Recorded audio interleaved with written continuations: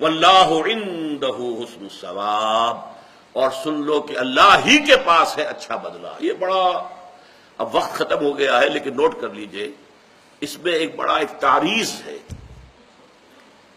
آپ اپنی اولاد پر اپنے آپ کو انویسٹ کر دیتے ہیں، لگا دیتے ہیں، اپنی جوانی کھپا دیتے ہیں، اپنا ساری قوت صرف کر رہے ہیں انہیں پالنے پر، پوسنے پر، کس لیے کہ ہمارے بڑھاپے میں یہ ہمارا سہارا بنے گی۔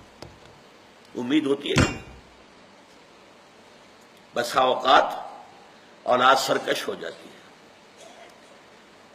ابھی CNN پر میں دیکھ رہا تھا، امریکہ میں 2 چھوٹے چھوٹے بچوں نے اپنے باپ کو قتل کیا ہے۔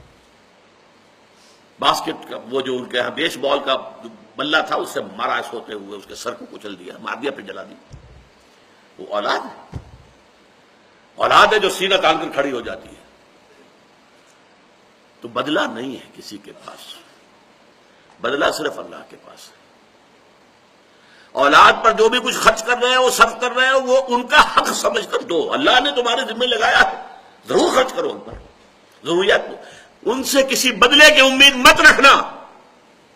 واللہ عندہ حسن الثواب، یہ ہے جسے کہتے ہیں اسلوب حسن، اچھا بدلہ صرف اللہ کے پاس ہے۔